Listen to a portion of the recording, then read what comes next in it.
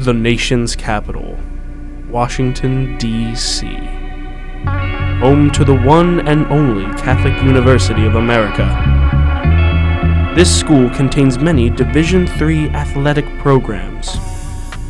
These athletes here have to learn to manage their time in the classroom alongside all the dedication that is required to be part of a successful program.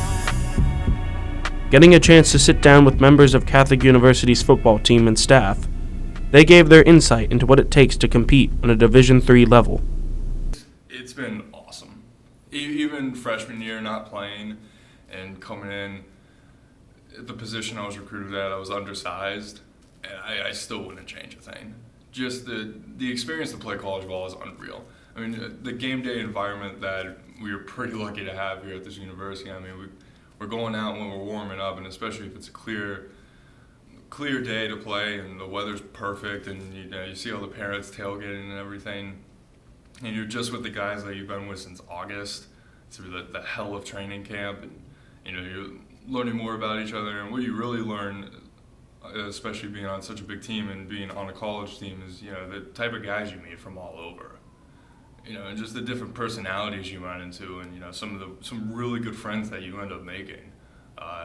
Definitely being here at this university, I've met some pretty incredible people, and just what you learn together as people and as teammates, especially, because on a team, everyone's going through the same hell. Everyone's hurting, everyone's tired. Misery brings company.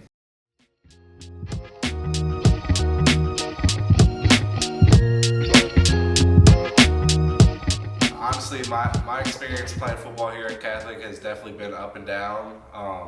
A lot of ups, but definitely some downs too. A lot of adversity that me and the rest of the team have had to deal with throughout my 4 years, but I think that honestly that only makes the wins better, and it only brought the team closer. Even if we were winning or losing, we were doing it together, and we were going through these problems together. So honestly, if anything, it brought the team way closer than it would have if we didn't really have any adversity or anything to go through. But overall, it was a great experience here at Catholic, and I couldn't have asked for anything different. While they are getting a chance to compete, the road to success is full of trials and tribulations. During the season, we're leaving to the doof around 5:30. You're not seeing us for 5 hours.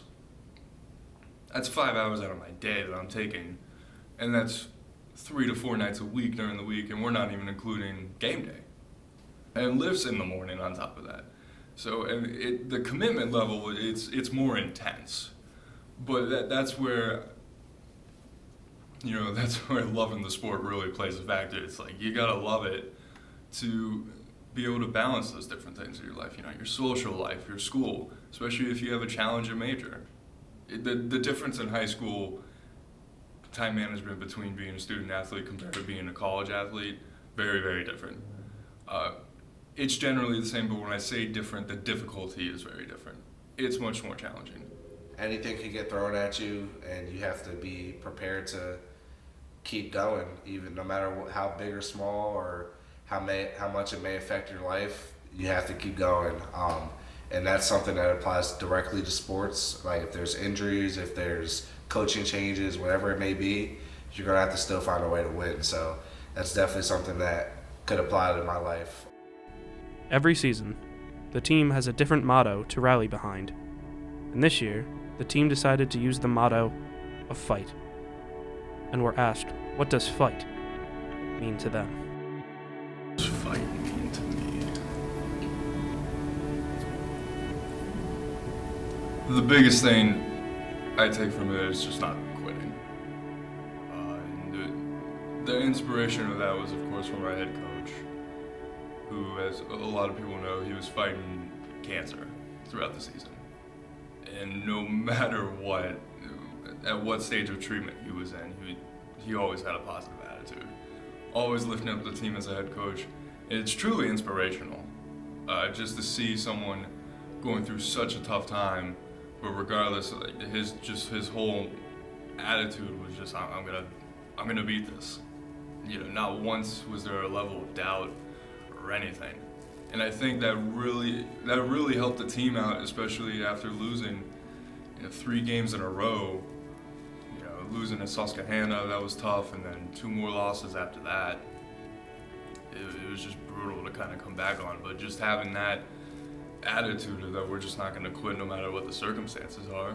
And we were able to go out with a couple more wins and finish off 500, which, it wasn't, trust me, it's not the results that we wanted, but to not have a losing season does feel pretty good. With fight is something that you really can apply to all aspects of life. And we did get it throughout the football season, but there was a much, much bigger meaning behind it, especially with our coach who was dealing with his struggles medically. It was a fight for him. It was a fight for us to keep going without him. It was a fight in the classroom. It was a fight for everything, honestly. So, Coach, you've been here for a while now. Yes. You've had my class. I'm a senior. You've had my class for a couple of years now. What is something you look back on at what these seniors have done? How have we helped impact this program and kind of put it in a different direction? With you guys, man, y'all are another very special group. You guys seen turmoil, back-to-back seasons, of getting to a spot and then a letdown, and you guys continue to work hard to try to get to a pinnacle of what success is for you. You know what I mean? You guys continue to carry on the standard that we have here at Catholic. Y'all have seen from a couple of different groups, from the class of 2022 and the class of 2023. You guys seen what that looks like, and y'all are emulating it in you guys' own way. Well, the biggest challenge is Coach Gut, right? With him and his illness, it's the biggest challenge of us all. Right, we are still mentally trying to battle that, and trying to figure out can our guys still overcome everything that's been thrown at us each and every week, each and every day.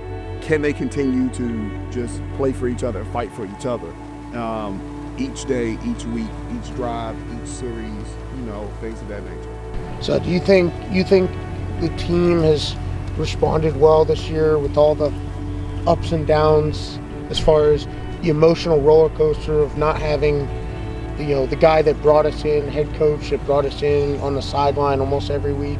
He's missed the last couple of weeks. How do you think we've reacted to that this season? I think in the earlier part, you guys was trying to figure it out, right? And then we had that slump of few games of just of mediocrity, of not playing to our standard. You guys were still trying to figure it out. I think last week against Lycoming was the turning point for you guys to see, we have all this that has been thrown against us. We can still continue to push forward and move forward and make something special out of this, like turning lemons to lemonade, as you may say. And I think we can continue to grow from there. And at the end of the day, we're still all growing, right?